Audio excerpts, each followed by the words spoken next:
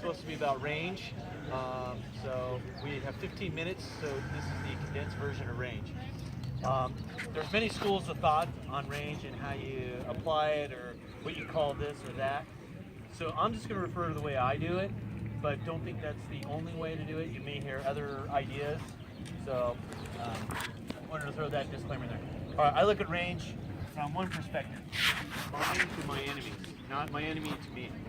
Because my concern, and the rule number one of fighting is hit the other guy with a stick, right? So I'm more concerned how close I am to my guy to hit him, not how close he is to hit me. So I don't worry about his range as much. It is a factor. The weight is less than my range to him. All right, so I divide the range up into three places.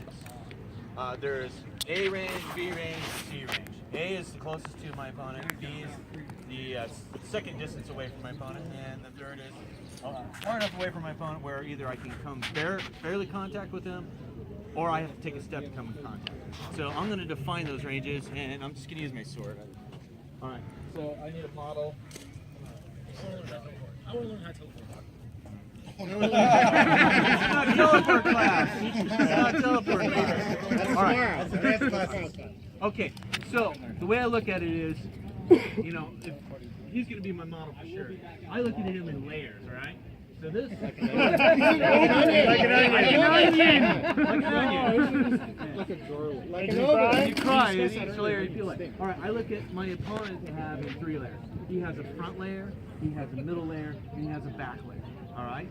So, in relationship to him, I look at it as my C range is where I can touch the front layer. I can't reach the side layer. So that's so the important part about finding this is so when you train and you practice and communicate with each other, you're talking the same language. So if I say, hey, you're just a little out of range, you're just barely in C, so you need to step over here or whatever, the guy understands what the hell you're talking about because C range has a definition. Okay? So that would be C range is where I can hit the front layer.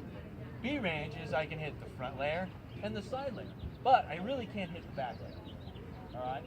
And then A is I really can't hit the front layer very well, but I can hit the side layer and the back layer. So no matter what height you are, the range is the same in your mind because it's A, B, and C, and these are the rules of how you're hitting your opponent. C is at the front of your stick, B is in the middle of your stick, A can be down closer and the middle of your stick. Alright?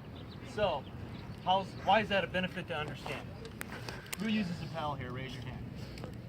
Okay, so when you're your PAL and you're practicing throwing shots, you know, you can get up real close to B range and start throwing flat snaps. Bang! Bang! Bang! Well, if you practice up C range, you know your C range, you can practice hitting with the tip of your sword and get power and still have accuracy to your target at this point too. Bang! Bang! That's my C range flat snap. This is my B range flat snap. That way, while you're training, you're building up the skill sets that are viable when you're approaching your opponent on the field. Alright? So, now, this is 15 minutes, it's really hard to do all this. But, alright, so these are the parameters is what I talked to you about. And I explained what you use those parameters for. And it's really more for training. And you can also, once you develop an understanding and you kind of recognize these ranges in your heads and these parameters, when you're watching opponents, you can start determining what style of fighter is he. Is he an A range fighter? Is he like to stay in B? Or is he like to stay out in C all the time? Is there a ninja version? Stays in one place the whole time. Because an A range fighter has to go through B to get to A. C range fighter eventually is going to have this guy go to B and A. So you have to sit there. Nobody's in one place all the time. It's just too hard to manage. All right. So when I'm thinking about my opponents and we're battling each other, and it's like, well, I need to assess my fight. We all do it after, like, what did I do wrong? What did I do right? What did he do? And so forth. Now you have a container to put, yeah, he really attacked me a lot at B range. This is where he's really killing me the most. And so if he's killing me the most, what am I doing wrong here? Because this is the relevant part, not what happened right here when I was getting out of here, or when I was out here. You know, so you can start to develop those things with those parameters. So I'm just going to leave it at that. All right. So managing range. Well, managing range is Count Thomas hit the tip of the iceberg with I call it pressure mechanics. So, like I'm a lefty and Wolfgram, I don't know why I was going to call you Wolfgram, but Wolfgram is a righty, right? So we both have this sides of our body open, right? So if I stand here, he's like, screw that, right? Because I'm going to the target zones. The object's to hit my guy with a stick. So to apply pressure to gain some range, I may step over this way, and I might step in with my other foot just to gain some range. So, and the other ways to do range is let your opponent do the work for you, and you're like, okay, come on, let's go, and you're following you around, and you start coming in. So, how much more time do I got, Dale? 5 minutes? Yeah, I'm talking fast. You're good. All right. So there's some thoughts to put into that aspect, okay? And then I'm going to recap a little bit because really the important part is to understand how you train yourself in using the range. Like I said, you're on the Pell, practice some B range offsides, A range offsides. If you're a tall guy like Count Thomas, practice some C range offsides because they're a viable shot. Because your step backwards is a lot further. You gain some distance. Knowing who you are as a fighter helps. She's short, he's short. A C range offside is probably a good shot, but more than likely they're going to be thrown at a B. So work on understanding what your range is. Have your friends help you decide what your range is because they're going to be the ones observing you the most. Because I've done this class probably about 100 times, and it's an hour and a half, 2-hour class. And I ask everybody at the beginning of the class, what's your range? And everybody tells me the range, and we just put it on a little grease board to know what their range is. And by the end of the class, they find out they were not that B range fighter, because more often than enough, everybody says they're a B range fighter. And you find out this is the hardest range to maintain because you have to constantly either move forward or backwards with this guy. Fighting doesn't work that way. All right. That's as far as I can go with the range in a short amount of time. So, any questions? With if you're at A range and you're an A range fighter, how do you manage that A range when your opponent starts giving ground, looking for you to open something up by chasing it? Teleport trading. Teleport. This is what I want to get to. No, actually, in other words, how do you create that's a very viable that thing space because we go through this all the time because he's the long range guy. Right. Is really what it is you think about it. You're in melees. How do you chase down a spear guy? Well, you get past the tip and you go, right? But he only has one thing that can kill you, the tip of the spear. So if he's a glaive guy, how do you approach the glaive guy? You're like, well, I can't jump on him until I'm here, right? So you have to approach with caution the whole time. And a lot of times, when you figure out that you're successful, not being the guy charging into the glaive guy, because you find out that they cross-check you, or they sweep and hit you really even harder.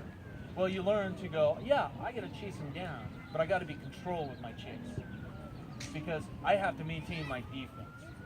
So you walk the guy down, you just learn how to walk briskly.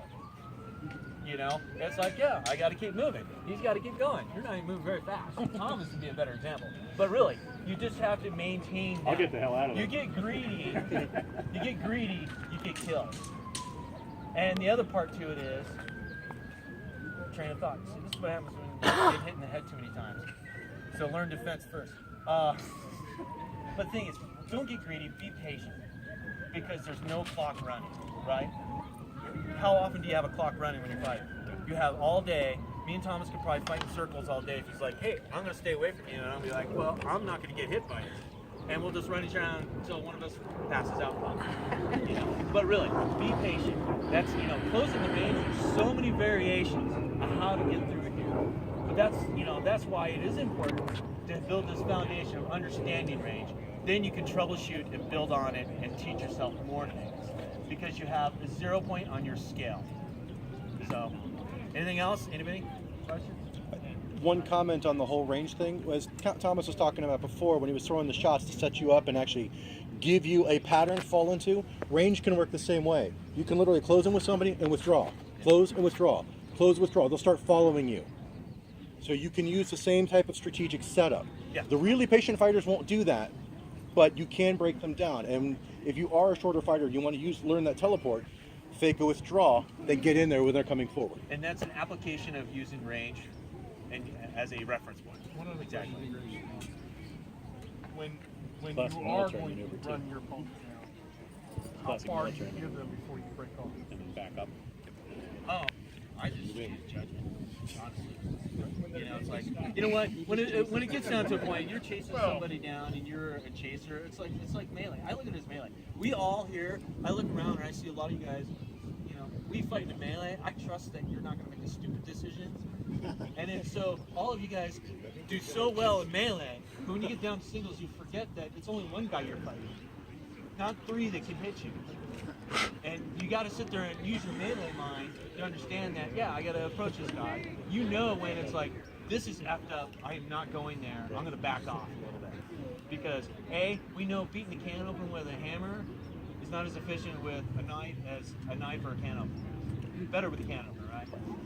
But, you know, so don't be stupid about it. If it doesn't work, reassess. Sorry, there's not a definitive answer. No, I didn't think there was. Right out of Sun Tzu.